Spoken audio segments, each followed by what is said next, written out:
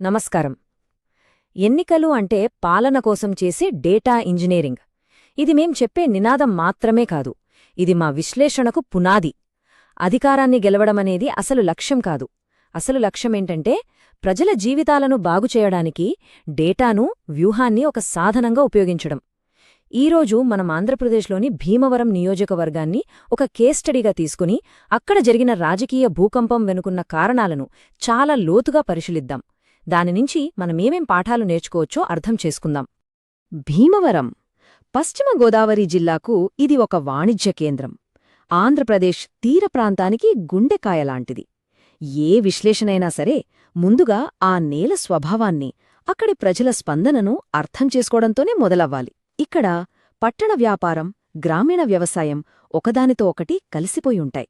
Aquaculture అయితే ఇక్కడి ఆర్థిక వ్యవస్థకు జీవనాడి. కానీ పైన కనిపించే ఈ ప్రశాంతత కింద రైతుల అంతులేని కష్టాలు, యువతలో నిరుద్యోగం వల్ల వచ్చే నిరాశ, ఇంకా మౌలిక సదుపాయాల కొరతలాంటే చాలా తీవ్రమైన సమస్యలున్నాయి. ఈ సమస్యలే అక్కడి రాజకీయాలను, ప్రజలు ఇచ్చే తీర్పును శాసిస్తాయి.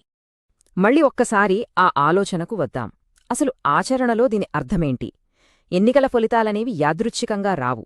అవి ఓటర్ల ఆశలు, వాళ్ల భయాలు, వాళ్ల అవసరాలన్నింటినీ కలిపిన ఒక సంక్లిష్టమైన డేటాసెట్.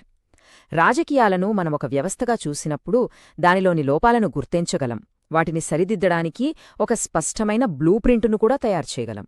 ఈ విశ్లేషణ యొక్క అసలు లక్ష్యం కూడా అదే. ఈ విశ్లేషణలో మనం భీమవరం క్షేత్రస్థాయి వాస్తవికతతో మొదలు పెడదాం.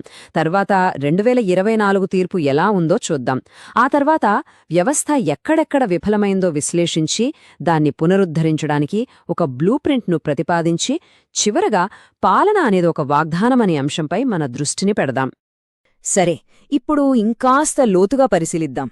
ఎన్నికలకు ముందు భీమవరం నియోజకవర్గంలో అసలు రాజకీయ, సామాజిక పరిస్థితి ఎలా ఉండేది? ప్రజలు ఏం కోరుకున్నారు? వాళ్ల సమస్యలేంటి? ఏ శక్తులు వారి నిర్ణయాలను ప్రభావితం చేశాయి? భీమవరం అసెంబ్లీ నియోజకవర్గం నెంబర్ 59. ఇక్కడ దాదాపు 2,46,000 మంది ఓటర్లు ఉంటారు. అంటే పట్టణ, గ్రామీణ ఓటర్లు ఇద్దరూ కలిసే ఉంటారు.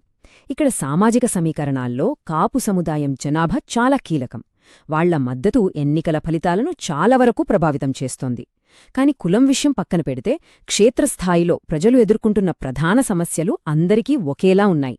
అవేంటంటే రైతుల అప్పులు, యువతకు ఉద్యోగాలు లేకపోవడం, ఇంకా ఏళ్ల తరబడి పూర్తికాని మౌలిక సదుపాయాల ప్రాజెక్టులు. ఈ సమస్యలే వాళ్ల ఓటును నిర్దేశించాయి. ఇప్పుడు 2024 ఎన్నికల ఫలితాలను చూద్దాం. ఇది మామూలు మార్పు కాదు. ఒక రకంగా చెప్పాలంటే ఇదొక రాజకీయ భూకంపం. ఎందుకంటే సంఖ్యలు ఎప్పుడూ అబద్ధాలు చెప్పవు. జరిగిన మార్పు ఎంత తీవ్రంగా ఉందో దాని పరిధి ఎంతో అవి మనకు స్పష్టంగా చూపిస్తాయి. 2019లో చూస్తే ఇక్కడ పోటీ చాలా గట్టిగా, హోరాహోరీగా జరిగింది. అప్పుడు వైఎస్ఆర్సీపీ అభ్యర్థి గ్రంథి శ్రీనివాస్ గారు కేవలం 8,400 ఓట్ల స్వల్ప తేడాతో గెలిచారు. ఇది చాలా గట్టి పోటీ అని చెప్పాలి. అంటే ఆ సీటు ఎవరికైనా దక్కవచ్చని ఇది ఒక సంకేతమిచ్చింది. కానీ సరిగ్గా 5 ఏళ్ల తర్వాత 2024లో పరిస్థితి పూర్తిగా తలకిందులైంది. అదే అభ్యర్థి ఈసారి ఏకంగా 66,000 ఓట్ల భారీ తేడాతో ఓడిపోయారు. ఇది ఎవ్వరూ ఊహించని పరిణామం. ఒక ఎన్నిక నుంచి మరో ఎన్నికకు ఇంత పెద్ద మార్పు ఎలా సాధ్యమైంది? 2019లో చాలా గట్టిగా ఉన్న పోటీ 2024 వచ్చేసరికి పూర్తిగా ఏకపక్షంగా మారిపోయింది. అధికార పార్టీ ఓట్ల వాటా 36.8% నుంచి 31.1%కి పడిపోయింది. అదే సమయంలో జనసేన అభ్యర్థి పులపర్తి అంజిబాబు గారికి ఏకంగా 130,000కు పైగా ఓట్లొచ్చాయి.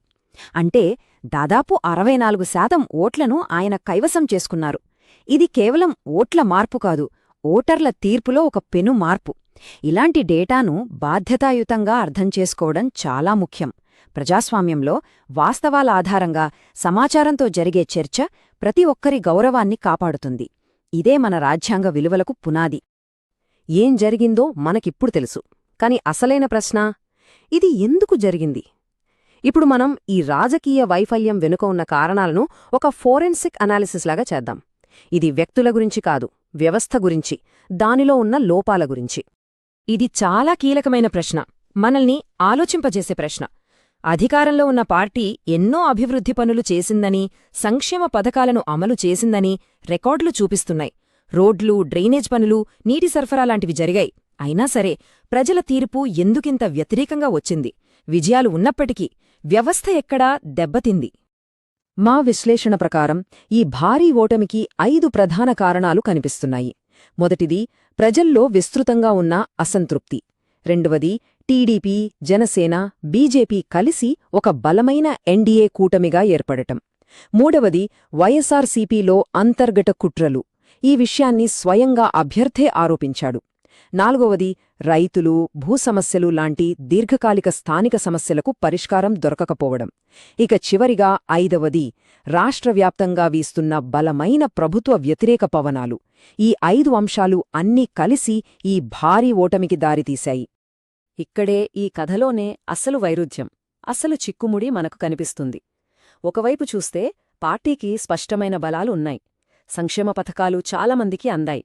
రోడ్లు, నీటి సరఫరా లాంటి ప్రాజెక్టులు కంటికి కనిపించాయి. క్షేత్రస్థాయిలో బలమైన నెట్వర్క్ కూడా ఉంది.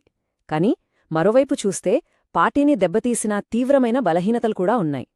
ప్రజల్లో తీవ్రమైన ప్రభుత్వ వ్యతిరేకత, నాయకుల మధ్య అంతర్గత కుట్రలు, ఇంకా ప్రతిపక్షం నిర్మించిన కథనాన్ని సమర్థవంతంగా ఎదుర్కోలేకపోవడం. అంటే ఇల్లు బలంగానే ఉన్నా దాని పునాదులు బలహీనపడ్డాయి. సరే, సమస్యను నిర్ధారించాం. మరి పరిష్కారం ఎక్కడుంది?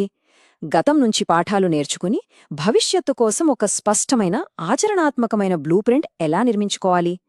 ఓటమి నుంచి పాఠాలు నేర్చుకుని పునరుజ్జీవనం కోసం సరైన మార్గాన్ని ఎలా వేసుకోవాలి? పునరుద్ధరణ కోసం 4 కీలకమైన వ్యూహాత్మక చర్యలు వెంటనే చేపట్టాలి. మొదటిది, కొత్త, నిష్కళంక అభ్యర్థిని ఎంచుకోవడం. ఎందుకంటే ఇది గతాన్ని వదిలేసి ముందుకు వెళ్తున్నామనే ఒక స్పష్టమైన సంకేతాన్నిస్తుంది. రెండవది, ప్రతి బూతులో కమిటీలను 100% పునర్నిర్మించడం. ప్రజలతో మళ్లీ సంబంధాలు పెంచుకోవడానికి ఇదే పునాది. మూడవది, తక్షణ సమస్య ప్రతిస్పందన బృందాలను ఏర్పాటు చేయడం. ఇది ప్రజల సమస్యలపై వెంటనే స్పందించి వారిలో నమ్మకాన్ని పెంచుతుంది. ఇక నాలుగవది, డిజిటల్ మాధ్యమాల ద్వారా పర్యవేక్షణ, ప్రచారాన్ని తీవ్రతరం చేయడం. ఇది తప్పుడు ప్రచారాన్ని అడ్డుకోవడానికి, సరైన సమాచారాన్ని ప్రజలకు చేరవేయడానికి చాలా కీలకం. సందేశాన్ని ప్రజల్లోకి బలంగా తీసుకెళ్లడానికి మేమొక సాంస్కృతికంగా ప్రతిధ్వనించే చతుర్ముఖ వ్యూహాన్ని ప్రతిపాదిస్తున్నాం. దీనికి 4 ముఖాలుంటాయి.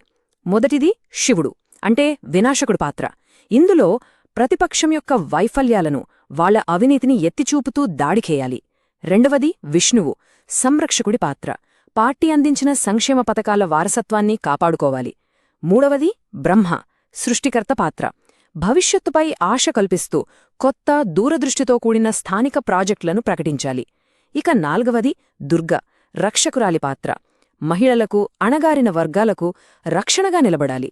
ఈ 4 సందేశాలను, అంటే దాడి, రక్షణ, సృష్టి, సంరక్షణ, వీటన్నింటినీ సమతుల్యం చేయడం ద్వారా ఒక పార్టీ రాజకీయ కథనాన్ని తన నియంత్రణలోకి తీసుకుని అన్ని వర్గాల ఓటర్లను ఆకట్టుకోగలదు. అయితే ఈ వ్యూహాలన్నీ కేవలం ఎన్నికల్లో గెలవడానికేనా? కాదు.